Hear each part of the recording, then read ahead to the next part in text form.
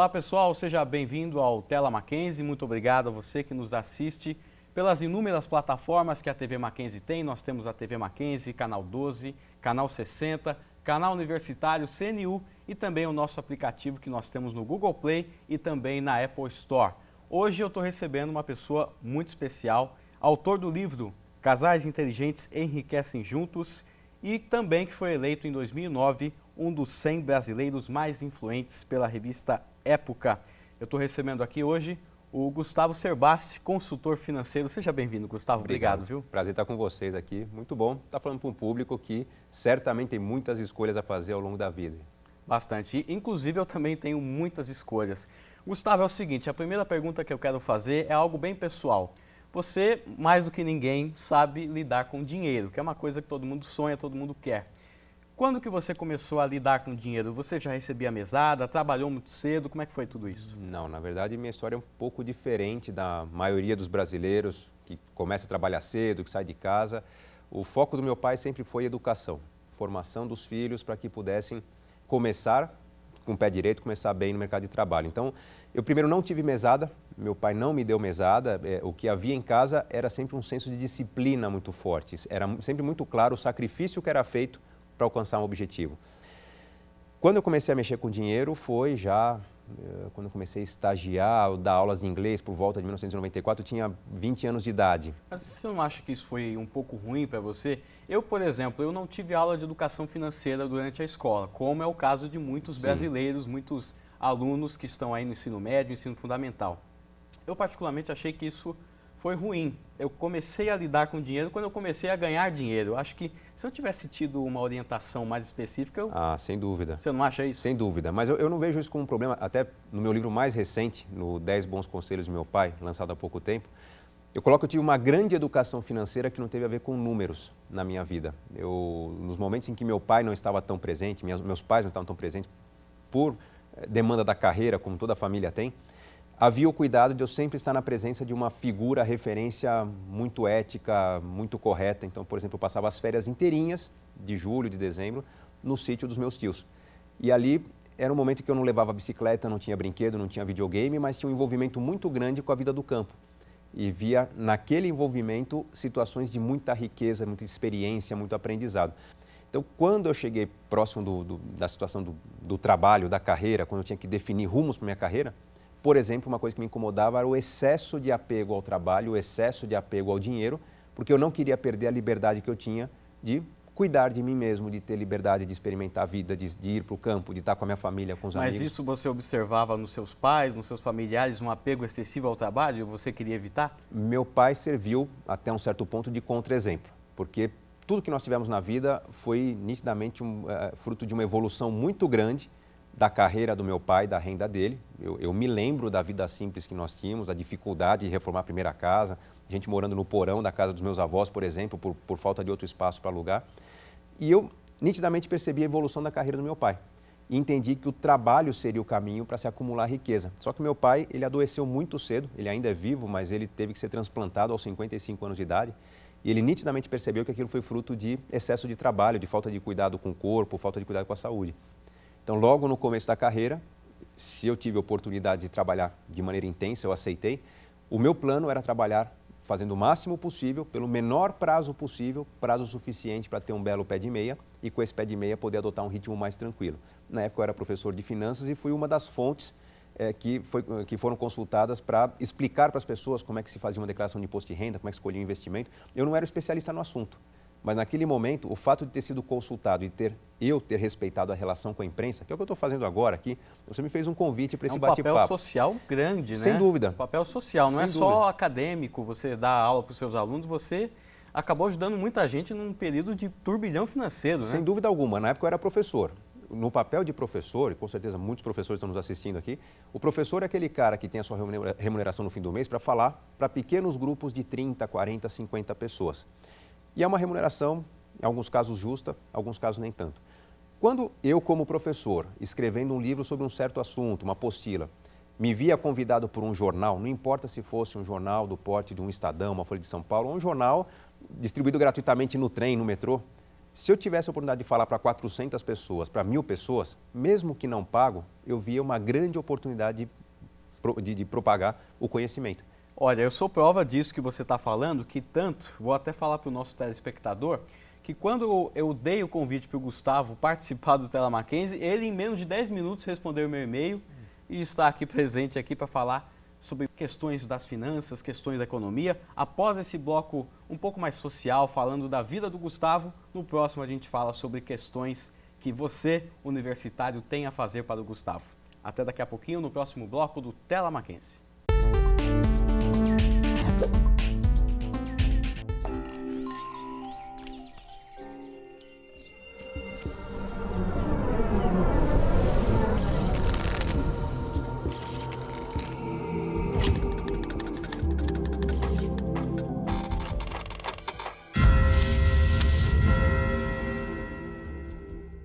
História de maquinzistas que são destaque no mercado de trabalho. Curta nossa página no Facebook e acompanhe o nosso programa. facebook.com/Isso é Mackenzie.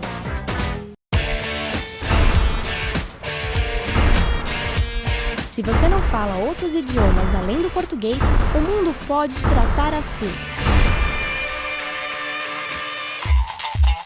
Abra as portas do mundo. If I were you, quel est le problème là? Faça um curso no CLEM, Centro de Línguas Estrangeiras do Mackenzie. Aí on peut dire ne mangez pas, wonderful, so no doubt. Not your friend. Os cursos do CLEM são abertos a todos. Aqui você vai ter toda a estrutura do Mackenzie à sua disposição para aprender um novo idioma em cursos de alto nível com professores qualificados. Quel est le problème là? O mundo espera por você. Aprenda uma nova língua. Venha para o CLEM.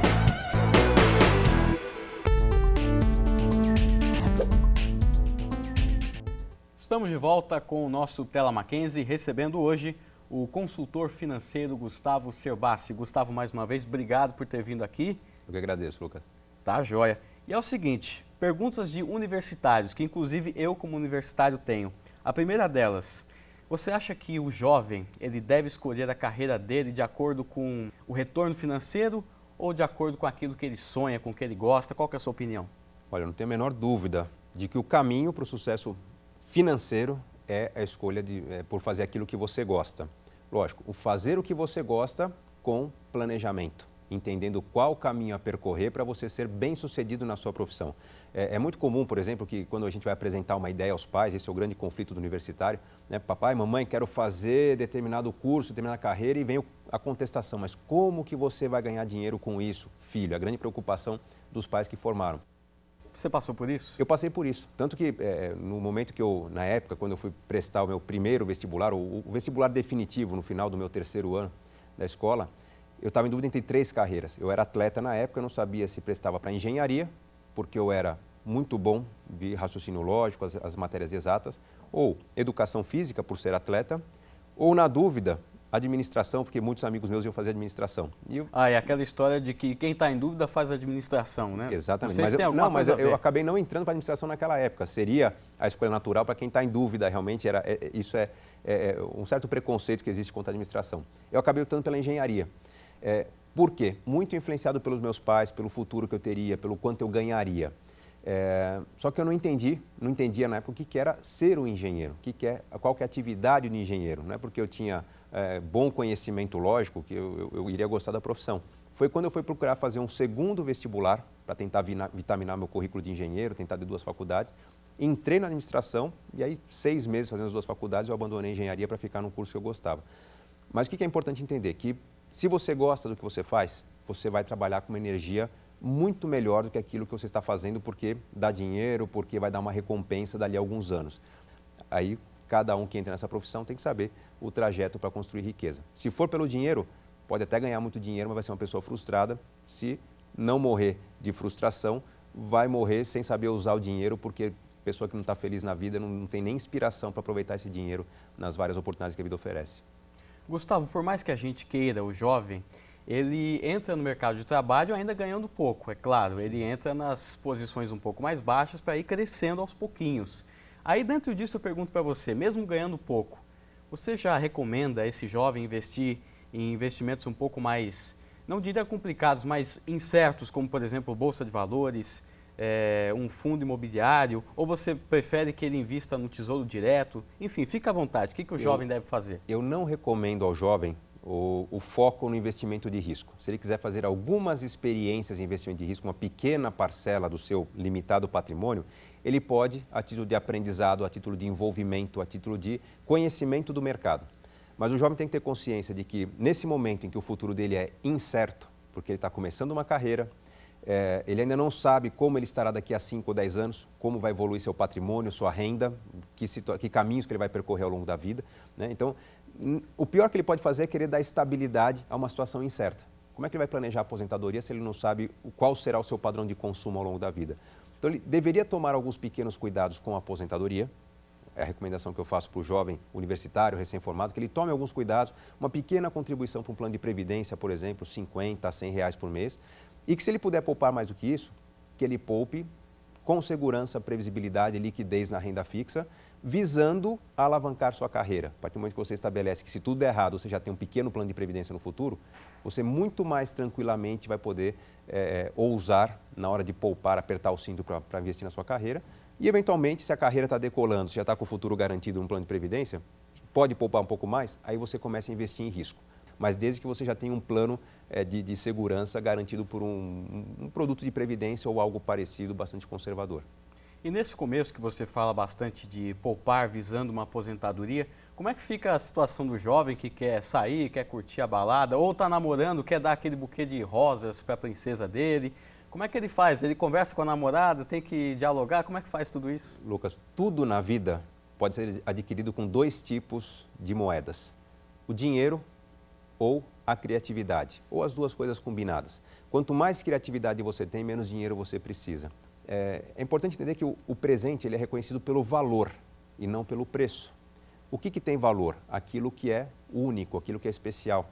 Se esse jovem dedicar 2 ou 3 dias, tempo é sinônimo de criatividade, então 2 ou 3 dias preparando um site ou um blog, com as fotos dos momentos especiais que ele teve com a namorada, com alguma música, algum poema que ele fez para ela, pode ter certeza que mesmo não gastando 1 centavo, ele tem aí um grande presente. Agora, se ele não dedicar esse tempo e de última hora, às 8 horas da noite do Dia dos Namorados, lembrar que tem que dar um presente, se ele mandar buscar com o motoboy, vai custar uns 100 reais uma dúzia de rosas que custaria talvez nada se ele plantasse alguns meses antes. Então, essa combinação de dinheiro e criatividade tem que ser muito bem trabalhada pelo jovem para que o dinheiro esteja focado na construção da sua carreira. Gustavo, no próximo bloco, eu consegui algumas perguntas de telespectadores que enviaram para nós perguntas via Facebook. Queria saber se você topa o desafio de responder todas elas. Sem dúvida, não tem dúvida ruim, não tem pergunta pouco inteligente. Todas elas agregam alguma coisa para quem está nos assistindo. Então aguarde que daqui a pouquinho tem perguntas com o Gustavo Serbassi. Até lá.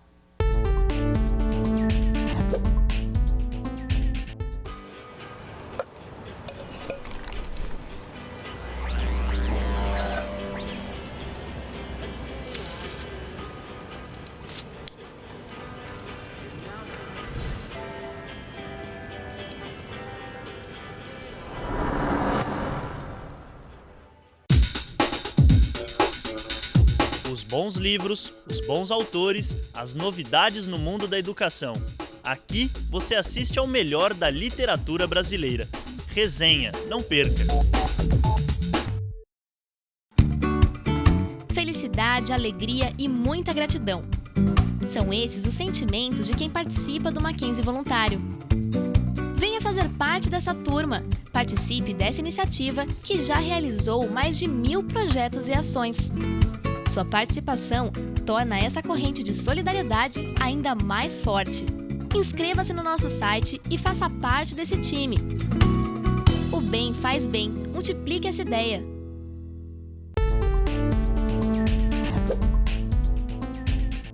Chegamos ao terceiro e, infelizmente, último bloco da nossa entrevista com o consultor financeiro Gustavo Serbassi, que nesse bloco vai falar um pouco mais sobre finanças, voltada para você que está nos assistindo, o telespectador que enviou para mim perguntas via Facebook.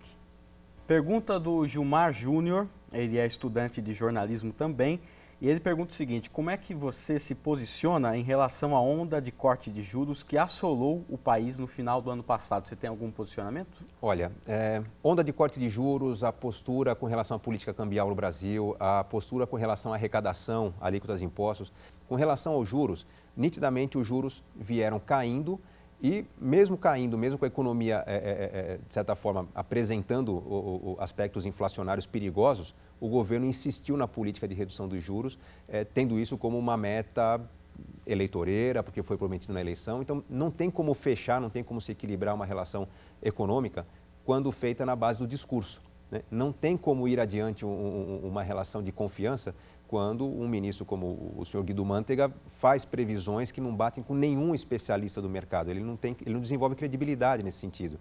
Mas é muito provável que nós deixemos de esquecer essas falsas promessas num prazo muito curto. Olha só, essa pergunta é bem interessante. Foi um colega que enviou para mim via Facebook. Emocionalmente falando, filhos são uma dádiva. Você até citou isso nos bastidores aqui. Tenho 3. Você tem isso. Nossa, chegou ao terceiro filho. Terceiro Quer mais? Filho. Tá bom, 3 filhos tá bom. É o que cabe num carro tradicional, né? No Brasil não tem carro grande, então estou no limite da nossa capacidade. Nossa, tá ótimo então. E ele pergunta assim, economicamente, seriam eles, os filhos, claro, a maior fonte de despesas possível e imaginável? Não. Os filhos não são a maior fonte de despesa. A maior fonte de despesa é a ambição por um padrão de vida televisivo, cinematográfico. As pessoas adotam como referência aquilo que o vizinho tem, né? Aquilo que seria um padrão de telenovela, né? O ideal para uma vida. Se o casal opta por um estilo de vida mais simples, e mais simples não quer dizer que esse casal vai viver na favela ou numa moradia extremamente popular.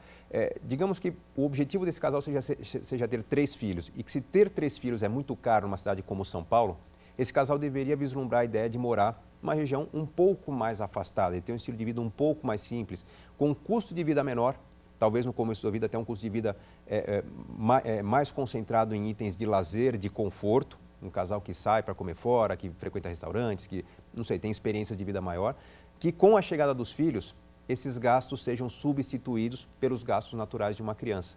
Mas é o descompasso do casal entender realmente o conceito de equilíbrio, querer exagerar no padrão da moradia, no padrão do carro, no padrão do plano de saúde, que torna os filhos quase que inviáveis, né? E vão fazer esse casal trabalhar 2, 3 turnos de madrugada para pagar as contas que esses filhos vão proporcionar. Ok, Gustavo, e para encerrar o nosso programa, eu queria entender definitivamente o que você disse em vários livros, em vários artigos, em várias palestras, inclusive na que você fez aqui no Mackenzie. Eu queria saber de você por que enriquecer é uma questão de escolha. Olha, porque enriquecer é parte de um processo. Na verdade, existe método para você enriquecer, que é você ter a consciência de que o dinheiro que você ganha, não importa se muito ou pouco, ele não é o dinheiro que objetiva pagar suas contas do mês. A consequência é que nós não deveríamos simplesmente radicalizar o corte de gastos para pensar na poupança. Deveríamos sim adotar um estilo de vida mais simples. Se eu posso morar numa casa de 100 mil reais, vou preferir morar numa de 75 mil. Se eu posso ter um carro de 50 mil reais, vou preferir ter um carro de 30 mil. Por quê? Porque isso permite qualidade de vida, lazer, um consumo prazeroso e também a poupança que vai fazer com que esse estilo de vida adquirido não se perca no futuro. Sustentabilidade começa com você garantir o seu futuro e não depender do governo, das empresas, da sociedade para manter com dignidade sua aposentadoria. Gustavo, obrigado. Vou esticar aqui para cumprimentar você, porque Obrigado. É uma grande honra ter você aqui no meu programa. Lembrando que o Gustavo também é autor do livro que é recomendado para você, universitário, Mais Tempo, Mais Dinheiro, que está aí na sua tela. E a gente vai encerrando mais um Tela Mackenzie, hoje com o Gustavo Cerbasi. E a gente volta na próxima semana, no próximo mês. Enfim, você que nos assiste pelo YouTube pode assistir a gente sempre no nosso canal TV Mackenzie 97. Obrigado pela sua audiência. Até lá.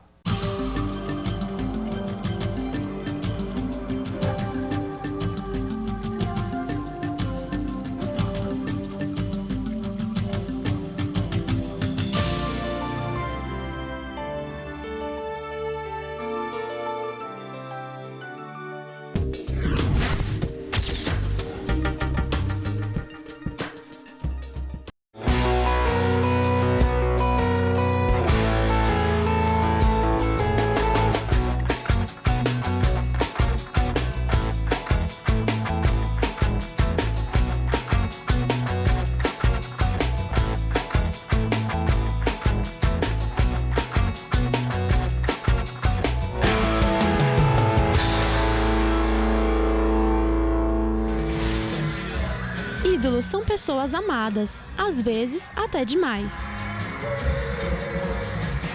Ídolo é aquele que inspira, que mexe com a nossa cabeça e serve de exemplo. Alguns têm os pais como ídolos, outros artistas e cantores. Existe até quem se veja em um super-herói.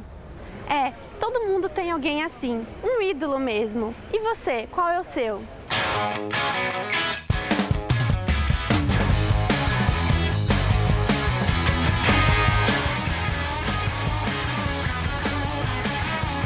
Acho que agora, na atualidade, o meu maior ídolo é a cantora Adele, ou Adele, não sei como se pronuncia. Talvez porque ela seja uma inspiração para mim mesmo. Bom, são os meus pais. Meu ídolo, eu acho Jim Morrison, vocalista da Doors. Todo mundo que me conhece sabe que eu sou fã do U2. Eu sou fã deles desde 1985, quando pela primeira vez chegou nas minhas mãos o álbum War, por um outro amigo meu na época. Nunca deixei de ser fã, fui a todos os shows aqui no Brasil, só não fui do Rio de Janeiro porque realmente não tinha como eu ir. Meus pais também, mas especialmente a minha mãe. Na música, Chico Buarque, na literatura eu gosto de Nietzsche, Fernando Pessoa. O Pelé foi um outro tipo de ídolo, né? Tantas vezes que eu gritei gol do meu Santos marcado por ele, de formas inusitadas, né? Meu ídolo é meu pai. O que eu acho interessante, que brincando, são aí, né, muitos anos, já décadas passando, e eu acho legal essa relação, porque eles estão ficando cinquentões, eu tô quarentona e eu continuo tão fã quanto antes. Acredito que ela mostrou assim para mídia mesmo que o estereótipo pode ser combatido, assim, as barreiras, os limites. Acho isso muito importante. Acho que a questão do preconceito, ela levantou essa bandeira e não é porque ela é gordinha ou porque, sei lá, ela tem uma outra forma, um outro estereótipo que ela vai deixar de ser uma boa cantora. Never mind, I'll find someone like you.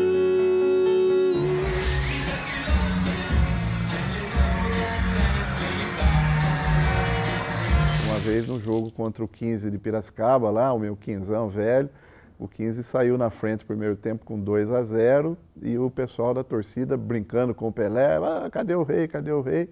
E ele fez assim com a mão. No segundo tempo, o Santos meteu 6-2 no meu 15ão. Pelo fato dele ser tímido, ele cantava nos palcos assim, de costas, depois ele foi aos poucos perdendo a vergonha.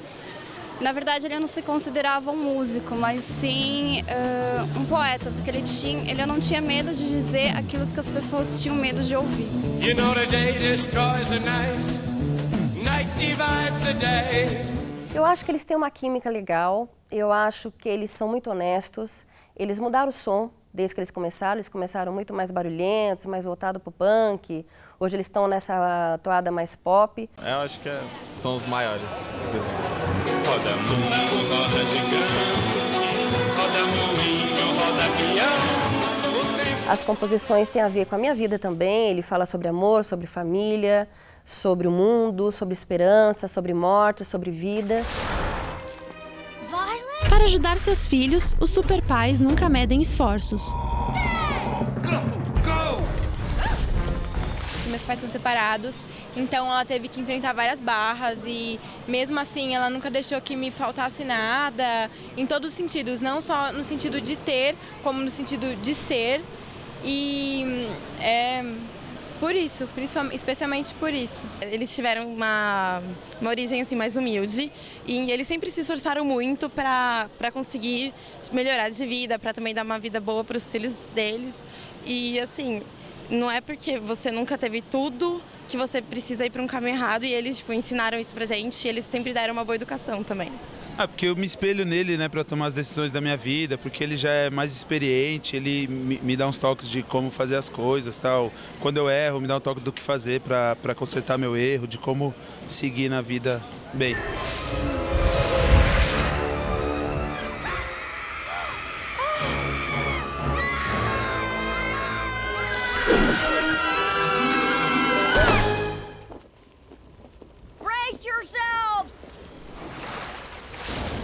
Ninguém é ídolo por acaso, tem que rolar uma identificação, como se você visse muito do outro em si mesmo.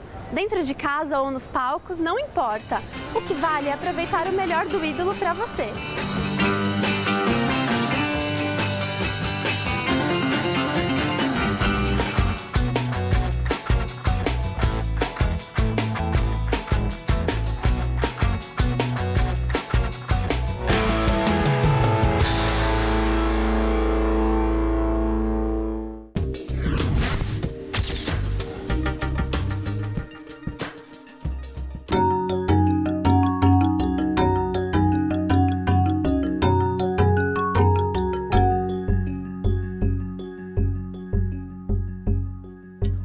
Carnaval é uma das festas mais aguardadas e tradicionais do Brasil. Mas não vai pensando que a festa nasceu por aqui não. O Carnaval tem uma história que atravessou séculos e séculos.